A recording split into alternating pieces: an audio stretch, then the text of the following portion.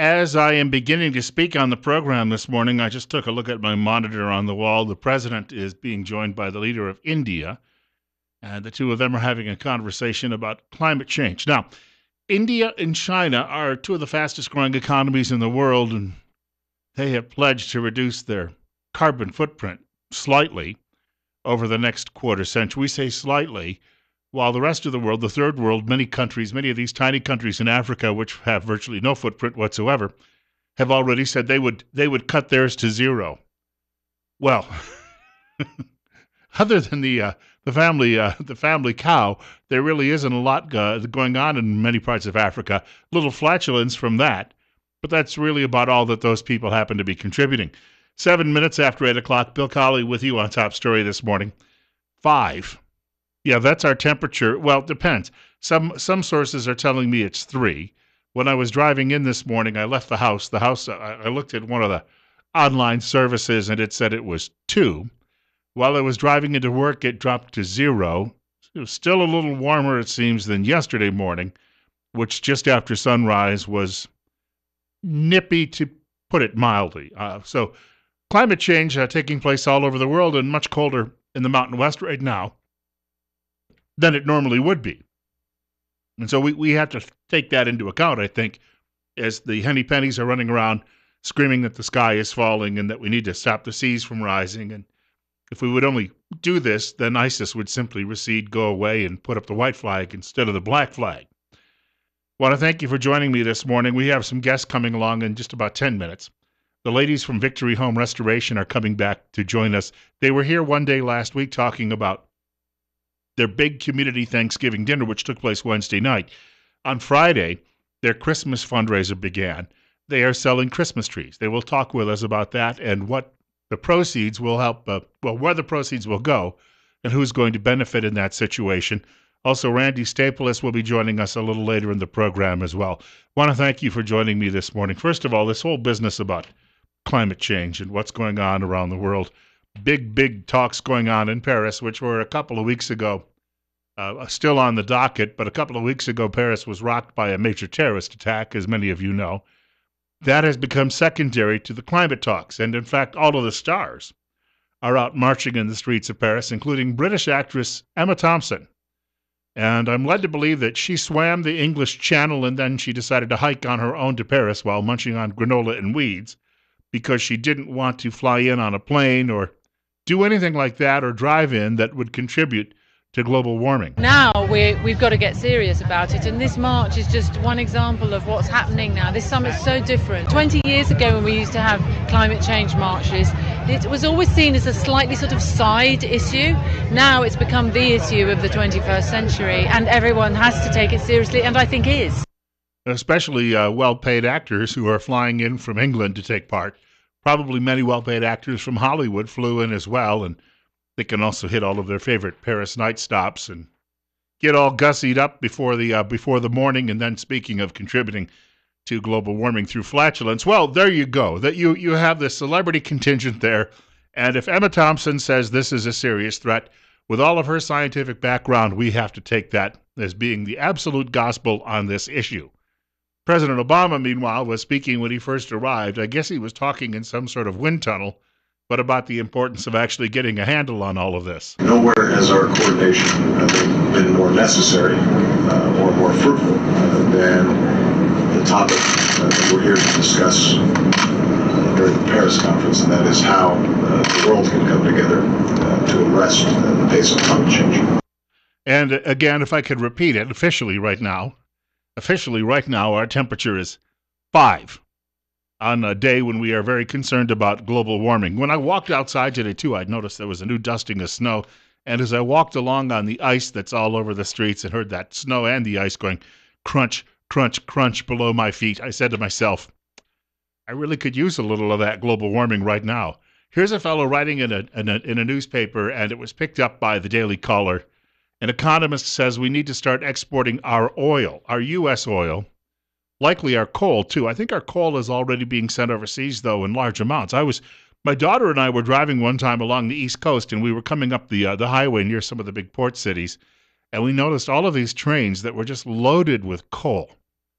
Now, my guess is that was being loaded onto ships, which was then being taken overseas. So while Mr. Obama says we can't be burning it here, apparently we're selling it to other people who are burning a lot of it. And I've got this from Daily Caller. It says lifting the oil export ban will create hundreds of thousands of new jobs and billions of dollars, according to a Friday article by Heritage Foundation economist Nicholas Loris. Presently selling American oil to other countries is illegal, despite the best efforts of House Republicans who voted to lift the ban in October. That was last month, for those of you who are counting. The Senate is preparing to act to lift the ban, but President Barack Obama has threatened to veto any attempt to do so.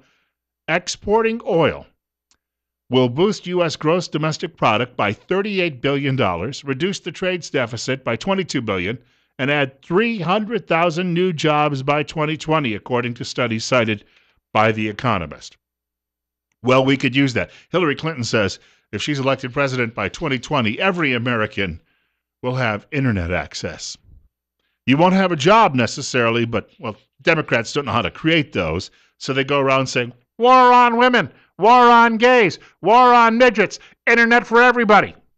And they hope that they can distract you from the fact that you're not working. And then this Orange County Register writer says, welcome to the age of hysteria, where friends and foes, and even those who blissfully talk past each other, whip themselves into an emotional frenzy that bears no discussion, debate, or nuance. Rather than entering a technological age of reason, we seem to be lurching towards a high-tech Middle Ages, where warring bands, Greens, jihadis, libertarians, social conservatives, nationalists immerse themselves not in intellectual competition, but inflating their own individual outrage. In this environment, exaggeration and hysteria are weapons of recruitment, while opposition is met with demeaning attacks, potential imprisonment, and at the worst, vicious acts of violence. And in fact, some of the former climate screamers and now climate deniers are apparently saying things aren't quite so bad. They were disinvited from this meeting in Paris because they were not holding to the liberal orthodoxy on the issue. And then over at Erik Erikson's website, he has this. The last time the Western world, he writes, relied on solar and wind power, we called it the Dark Ages. If you'd like to reach me this morning on this very, very chilly start to our work week, telephone number 736-0300. That's 736-0300. My email address, bill.colley@townsquaremedia.com, bill.colley@townsquaremedia.com. Now, my temperature gauge says 7. That means that just outside the building, apparently one of the neighborhood cats is leaning against it, so it's jumped by 2 degrees. It is now 7. So we are on our way to another extremely warm day here in the Miami of the North, and I'm sure all of you are concerned about that too as well. We have a caller joining us. Friend or foe, I'm not so sure, but go ahead. You're on the air on KLIX. Why don't you take responsibility, you conservative people, for what happened in Colorado Springs? I got a question for you in response to that. You try to act so smart, but when this happens, you act like, nothing happened. When that guy shot up the family research... When that fellow... It's on your hands. Keep shouting. You won't be able to hear. He says, take responsibility, and then keeps talking. Here's a question for you, sir. When that fellow went into the Family Research Council and shot it up a few years ago, did liberals take responsibility? Did we blame Keith Olbermann? Did we blame Rachel Maddow?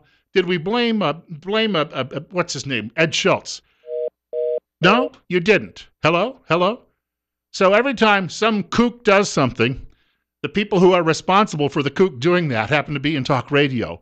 People like me were sitting here and I was sending code because as I was talking, I was putting my voice into a low grade. And that low grade was carrying a transmitter signal directly into that kook's brain, even though he lived in North Carolina, likely never listened to the program. And that kook said, I must attack Planned Parenthood in Colorado. I must attack Planned Parenthood in Colorado. Funny that for a couple of days, and the police have said there's even no motive yet. But all of a sudden, the people who worked there said, well, yeah, he was upset about baby parts. Kind of conveniently came up with that one after a couple of days when there was no actual motive. And it may well have been the shooting started somewhere near a bank, and then he raced into Planned Parenthood. So there may not have been any relation. But once he got into Planned Parenthood, being that he's a bit of a flake, he may have looked around, saw the sign on the wall, and said, you know what upsets me? That you sell baby parts. But we do not know that that was actually his rationale. It seems to me that the American left, though, First of all, it was a target that Sarah Palin put up that led that kooky liberal to go out and shoot Gabrielle Giffords and half a dozen other people. Remember that one? And now it's because we talk about guns on radio and we talk about Planned Parenthood killing little babies. And you know that caller who just chimed in? I think he told me one time he was a Roman Catholic. How does he feel about Planned Parenthood being the biggest baby-killing operation in America? What does his priest tell him?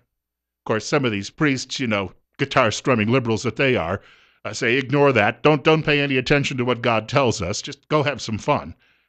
But I'm telling you right now, it's funny how they can be so selective about all of this. And when that goofball, and I cite the goofball who went in and shot up Family Research Council, there have been others, he did it because he said he did not approve of their conservative Christian message.